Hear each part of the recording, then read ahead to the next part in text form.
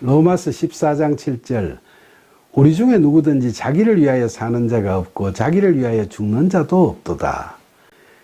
여기서 자기를 위하여 사는 자가 없다는 말씀은 세상적으로는 이해하기 어렵겠지만 이 말씀을 바울의 신앙 고백으로 생각하면 쉽게 이해될 수도 있죠. 그러니까 다메섹 도상에서 예수님의 음성을 듣고 회심한 이후로 바울은 과거 자기 자신의 유익과 욕망 그리고 자기 의에 따라 살던 지난날의 삶을 다 청산하고 그야말로 그리스도의 신실한 종으로서의 삶을 살아가고 있었던 겁니다. 그리고 바울은 자기를 위하여 죽는 자도 없다고 단언하고 있죠. 이 말씀 또한 세상적 삶을 살아가는 자들의 이야기가 아니라 그리스도의 종된 참된 신앙인으로서 고백할 수 있는 말씀이죠. 바울이 전도 사역이 잘 되기를 소망하고 간구하면서 빌립보서 1장 20절과 21절에서 나의 간절한 기대와 소망을 따라 아무 일에든지 부끄러워하지 아니하고 지금도 전과 같이 온전히 담대하여 살든지 죽든지 내 몸에서 그리스도가 존귀하게 되게 하려 하느니 이는 내게 사는 것이 그리스도니 죽는 것도 유익함이라 라고 한 그의 고백을 보면 본절의 말씀과 일맥상통하는 점이 있죠. 그런데 바울의 말씀을 원어 성경을 보면 좀 더 영적인 관점에서 해석할 수도 있습니다. 본절에서 자기를 위하여라는 대목을 헬라어로 보면 헤아우토라고 해서 죄기 대명사로 쓰였고 영어 성경에서도 himself라고 제기 대명사로 번역되어 있죠. 그래서 이건 자기를 위하여라고 해석하기보다는 자기 스스로로 해석하는 게 더 적합한 해석이라고 할 수 있습니다. 그리고 본절에서 산다 죽는다는 말도 우리의 생물학적인 생명을 의미한다기보다 영적인 삶과 죽음을 의미한다고 할 수 있죠.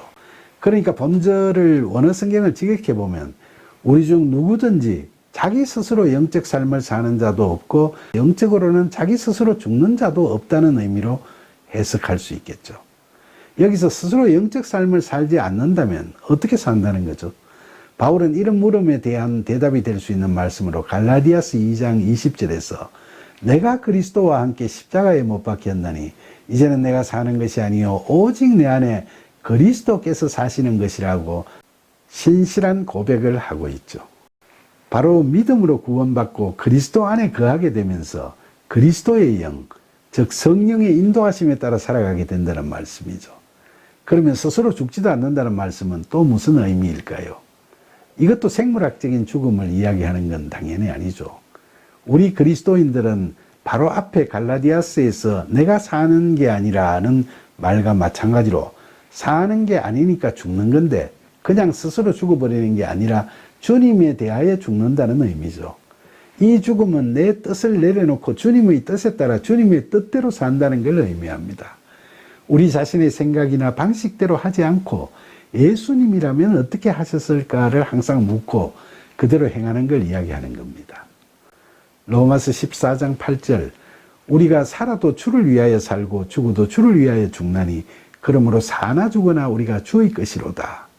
바울은 우리가 무엇을 먹든 안 먹든 그건 다 각자의 믿음의 분량대로 생각할 때 주님을 위하여 그렇게 하고 또 그렇게 함을 주님께 감사드리며 또한 나를 중히 여기든 모든 나를 같게 여기든 그것도 다 주님을 위하여 그렇게 하는 거라고 생활 습관이나 풍습에 관련해서 참된 믿음이 무엇인지를 쭉 이야기하다가 이제 본절에서는 우리의 생사의 문제가 다 주를 위함이라고 이야기합니다. 이건 바울이 생각할 때 삶에서 사소한 것부터 생사의 문제까지 모든 것을 다 그 문제에 대해서 어떻게 처신하느냐가 중요한 게 아니고 그것을 주님을 위하여 하느냐 그렇지 않느냐가 중요하다는 거죠. 그래서 바울은 삶과 죽음에 관한 문제도 그 기준은 우리의 의지에 달려있지 않고 오직 예수 그리스도만이 기준이 된다는 걸 늘 강조하고 있는 겁니다. 죄인된 우리를 대신해서 십자가에서 죽으신 예수님의 피의 값으로 우리가 새 생명을 얻고 살게 되었으므로 이제는 우리가 우리 자신의 유익이나 욕망 그리고 우리 자신의 자기 의를 내세우기 위해 사는 것이 아니라 오직 하나님의 영광을 위하여 하나님께서 뜻하시는 이 땅에서의 하나님 나라를 이루어가는데 도구되는 삶을 살아가야 한다는 거죠. 그런데 본절도 헬라어 원어 성경을 직역해보면 좀 더 영적으로 깊은 의미를 지니고 있는 말씀임을 알 수 있습니다. 여기서 살고 죽는 것도 생물학적인 생명을 이야기하는 게 아니라 영적으로 살고 영적으로 그리스도에 대해서 죽는 걸 의미한다고 할 수 있죠. 그리고 주를 위하여라는 대목도 헬라어로 토 퀴리오는 역경명사니까 주님을 위하여라고 해석할 수도 있지만 주님에게 살고 주님에게 죽는다라고 해석할 수도 있는 거죠.